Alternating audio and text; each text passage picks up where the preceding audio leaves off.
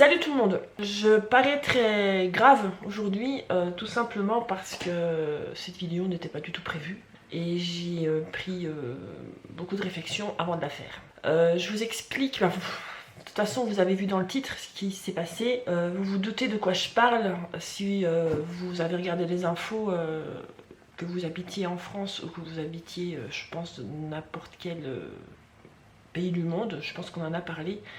Il y a eu une tornade du côté luxembourgeois. Alors vous allez dire, bah ouais, c'est du côté luxembourgeois, t'habites en Belgique. Oui, exactement, sauf que je travaille du côté luxembourgeois et c'est exactement là où je travaillais. Donc je travaille à Bacharach et je vais commencer chronologiquement parce que sinon je vais me perdre dans tout ce que je vais raconter, sinon ça va être très compliqué. Donc hier, le 9 du 8, nous étions vendredi, c'est ça?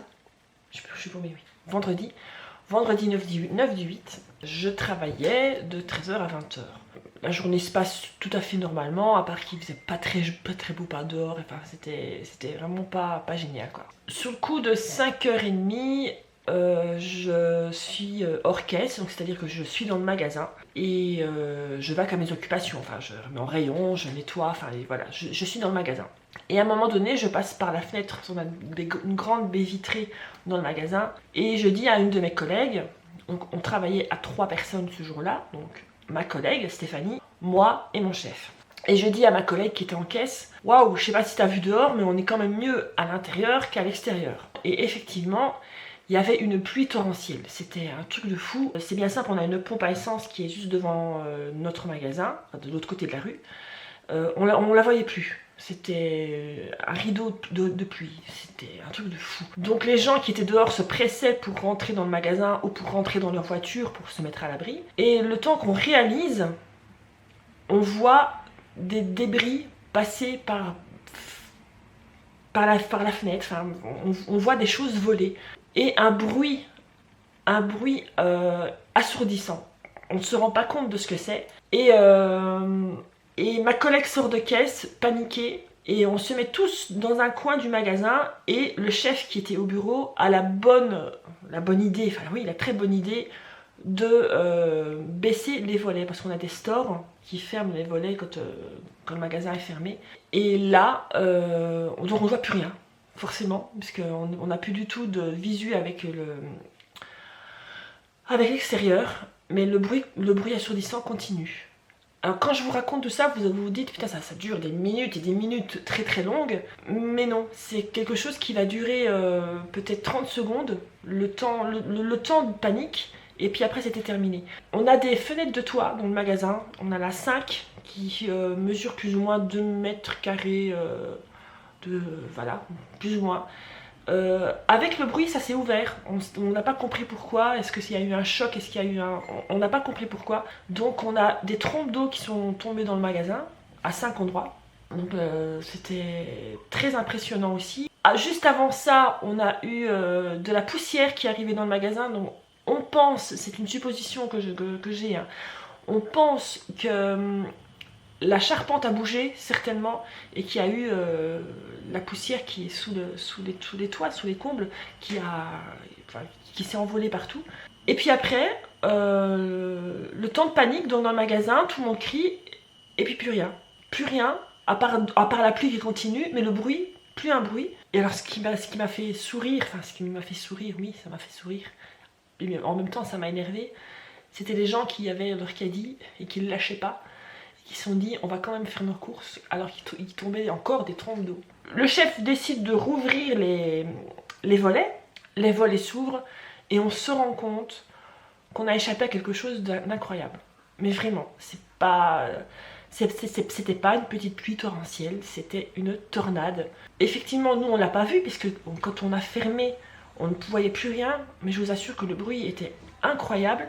Le mot tornade n'est pas venu tout de suite parce que pour moi c'était impossible. Une tornade, c'est pas dans cette région où je travaille, où j'habite, c'est pas possible. Une tornade, c'est lointain, c'est dans les films, c'est voilà. C'est quand je suis rentrée chez moi par après, là, je vous le dis, et que j'ai vu les vidéos et que j'ai vu que c'était une tornade. Enfin, j'ai vu les vidéos, je vous mets bien sûr en lien, parce que je vais pas les diffuser comme ça sur YouTube, ça, je trouve que c'est un manque de respect.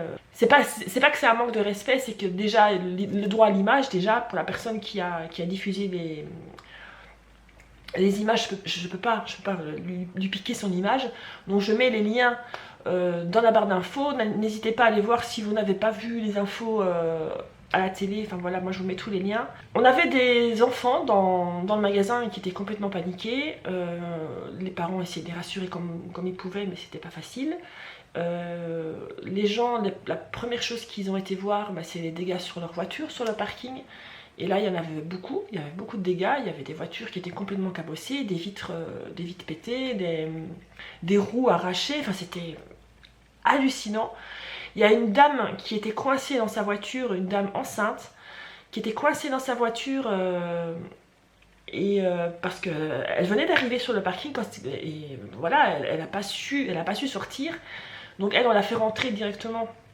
Et puis on a appelé les secours qui sont venus par après parce que forcément il y avait tellement d'appels que on s'est occupé d'elle, on lui a donné à boire, enfin voilà, on l'a sécurisée. J'ai tellement raconté que j'ai peur que la vidéo fasse une demi-heure. Mais il faut que je le raconte, ça me fait du bien. Pas très loin de mon magasin, il y a un Burger King. Le Burger King n'existe plus. Le personnel est venu se réfugier tout près de chez nous parce qu'ils n'avaient plus de toit pour se réfugier de la pluie. En face de chez nous, je vous parlais qu'il y avait une station. Il y avait un chauffeur de bus qui était en train de faire le plein quand ça s'est passé. Il s'est réfugié dans son bus. Il s'est mis couché là où il y a le poste de conduite. Toutes les vitres ont pété. Enfin, j'ai tellement de choses à dire. C'est dingue. Je vous mets, pendant que je parle, les peu de photos que j'ai faites, parce que, bah voilà, on s'occupait des gens dans le magasin, on s'occupait des dégâts qu'il y avait aussi dans le magasin, voilà, je me voyais mal sortir du magasin et commencer à faire tout le tour de la rue, et à prendre toutes les photos, enfin, c'était impensable. C'est fou. J'ai pas d'autres mots, c'était la folie, c'était l'apocalypse, c'était... on aurait dit une rue bombardée, on aurait dit une rue en guerre. Il y a plusieurs maisons qui sont l'une contre l'autre en face du magasin. Un jeu de cartes, tous les toits se sont envolés. C'était impensable. Alors là, on est 24 heures après, j'ai encore cette boule au ventre. Je m'en suis pas rendu compte tout de suite parce que quand je suis rentrée après cette incroyable journée de folie, j'en ai parlé à Richard forcément. Enfin, la première chose que j'ai fait, bien entendu, c'est téléphoner chez moi parce que Jessie était à la maison, donc mon fils était à la maison tout seul parce que Laura n'est pas, en ce moment, elle n'est pas chez nous. Elle est dans la famille, donc elle n'est pas chez nous. Première chose que j'ai fait quand ça s'est calmé, c'est téléphoner pour savoir si ça allait, parce que je ne savais pas si ça avait fait toute la région, je ne savais pas du tout, j'étais complètement paumée. Et Jessie m'a répondu, on a eu un peu de pluie, c'est tout. Donc soulagement, il n'y avait rien. Après j'ai téléphoné directement à Richard qui lui était sur son lieu de travail, qui était à quelques kilomètres de là où je travaillais aussi. Et lui, rien du tout non plus, de la pluie bien sûr, mais rien du tout non plus. Je perds le fil de mes idées, c'est un truc de fou. Donc oui, je disais 24 heures après, quand je suis rentrée de cette folie là, j'en ai parlé directement à Richard, je lui ai raconté tout ce que je vous raconte là maintenant. J'étais en boucle tout le temps. Et à un moment donné, ben voilà, on s'est dit, on va faire autre chose, on va regarder une petite série sur Netflix et on va essayer de se calmer. Mais je pense que la série, j'ai pas vu grand chose parce que j'étais tout le temps sur mon GSM, j'étais en train de regarder des images, j'étais en train de chercher des infos, enfin c'était... Et puis j'étais me coucher en croyant que le lendemain j'allais travailler, donc en croyant qu'aujourd'hui, normalement je travaillais de 9 h à 18 h. Donc je vais me coucher en me disant, bon, je suis quand même debout à 7 h, il faut quand même que j'aille dormir. Et là, j'ai peut-être dormi 2 heures et après plus rien. Plus rien, les yeux grands ouverts, revivre chaque seconde de ce qui s'est passé, à me demander si j'avais pas fait ci, si on n'avait pas fait ça et si on avait fait ça. Donc j'en ai vraiment besoin d'en parler et de vous partager ça. Alors s'il y a des gens qui ont vécu exactement ce que j'ai vécu, n'hésitez pas d'en parler dans les commentaires, je pense que ça va faire du bien. Aujourd'hui je me lève, il est 7 h du matin. je me lève tant bien que mal parce que j'étais très fatiguée forcément parce que j'avais pas dormi. Et je commence à déjeuner, mon chef me téléphone en me disant ne viens pas travailler. La rue, là où je travaille, est complètement bloquée et n'a plus d'électricité. Donc ils ont coupé l'électricité par mesure de sécurité, je suppose. 24 heures après, je sais pas où ça en est. Je sais juste que la rue est bloquée, que le magasin est fermé. Mais c'est pas ça qui me tracasse le plus en fait. Ce qui me tracasse le plus, c'est tous les gens aux alentours.